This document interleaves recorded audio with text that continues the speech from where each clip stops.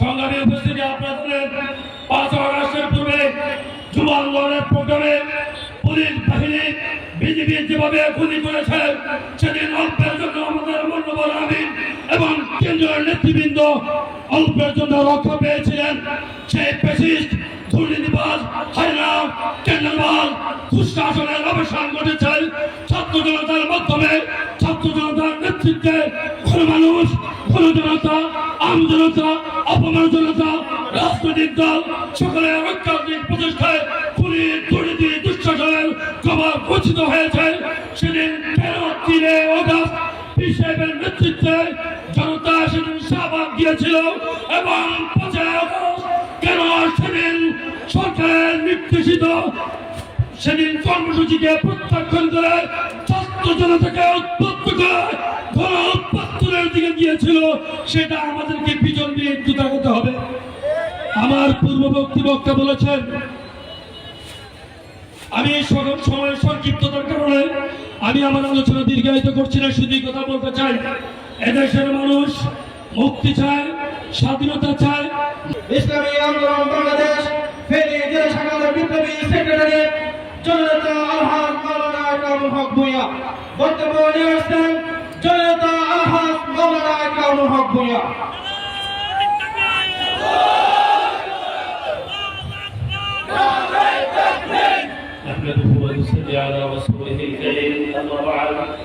ইসলামী আন্দোলন বাংলাদেশ ফেনী সদর শহর কর্তৃক আয়োজিত আজকের এই বিশাল সমাবেশে মঞ্চ উপবিষ্ট রয়েছেন মান্যবর প্রধান অতিথি আন্দোলনের সংগ্রামী আমির সৈয়দ মোহাম্মদ রেজাউল করিম পীর সাহেব চরমনাই সহ ইসলামী আন্দোলন বাংলাদেশের মান্যবর মহাসচিব, জেলা নেতৃবৃন্দ, স্থানীয় নেতৃবৃন্দ, সম্মানিত উপস্থিতি।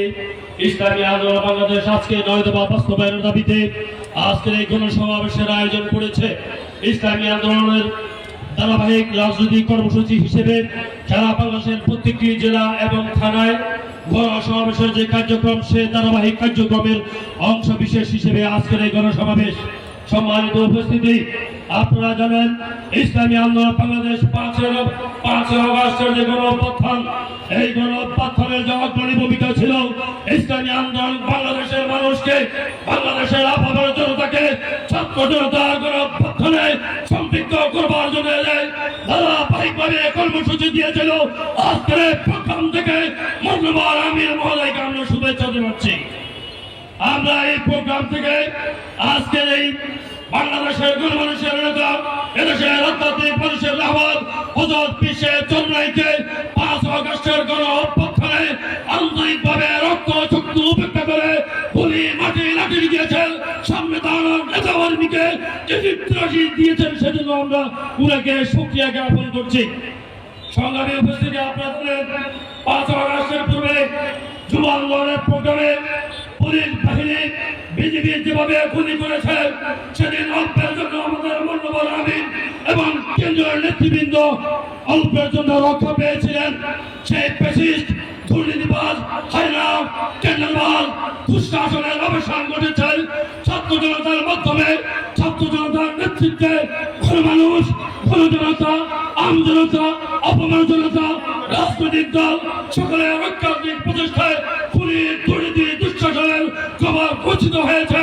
সেদিন 13 আগস্ট সাহেবের নেতৃত্বে জনতা সেদিন শাহবাগ দিয়েছিল এবং 5 আগস্ট কেন সেদিন সরকারের নির্দেশিত সেদিন কর্মসূচিকে প্রত্যাখ্যান করে ছাত্র জনতাকে উদ্বুদ্ধ করে গণ উৎপাদনের দিকে গিয়েছিল, সেটা আমাদেরকে পিছন দিয়ে একটু তাকাতে হবে। আমার পূর্ববর্তী বক্তা বলেছেন, আমি সময় সংক্ষিপ্ততার কারণে আমি আমার আলোচনা দীর্ঘায়িত করছি না, শুধু কথা বলতে চাই। এদেশের মানুষ মুক্তি চায়, স্বাধীনতা চায়, মানবতা চায়, কল্যাণকর রাষ্ট্র প্রতিষ্ঠা চায়। বিগত 53 বছরের বক্তব্যে রাজনৈতিক নেতৃবৃন্দ, রাজনৈতিক কর্তৃত্ব এই বক্তব্য দিয়েছেন, আবার স্বাধীনতা হবে, আবার সংগ্রাম হবে, আবার বিপ্লব হবে, আবার গণ উত্থান হবে। সেই 5 আগস্ট এদেশের মোল্লাবাদী কিষাণ শ্রমিক ওলামায়ে কেরাম ছাত্র জনতা গণমানুষের তাকে উত্থান হয়েছে। অভ্যুত্থান পরবর্তীতে সেই কর্মসূচি এসেছে, এটি কল্যাণকর রাষ্ট্র প্রতিষ্ঠার জন্য আজকে আমাদেরকে ধাপাই পড়তে হবে। দুঃশাসনের বিরুদ্ধে, টেন্ডারবাজির বিরুদ্ধে, অনিয়মের বিরুদ্ধে, দখল চাকরের বিরুদ্ধে, ওলামায়ে কেরামের নেতৃত্বে, ইসলামী আন্দোলনের নেতৃত্বে এই মানুষ আপামর জনতা, শিল্প শ্রমিক, কৃষক, শ্রমিক, পুতুর, মেহনতি সকল মানুষের ঐক্যবদ্ধ প্ল্যাটফর্মের মাধ্যমে ইসলামী আন্দোলন বাংলাদেশ আগামীতে একটি কল্যাণকর রাষ্ট্র প্রতিষ্ঠান সংগ্রামে সকলকে উদাত্ত আহ্বান জানাচ্ছে। সকলকে ধন্যবাদ। আসসালামু আলাইকুম।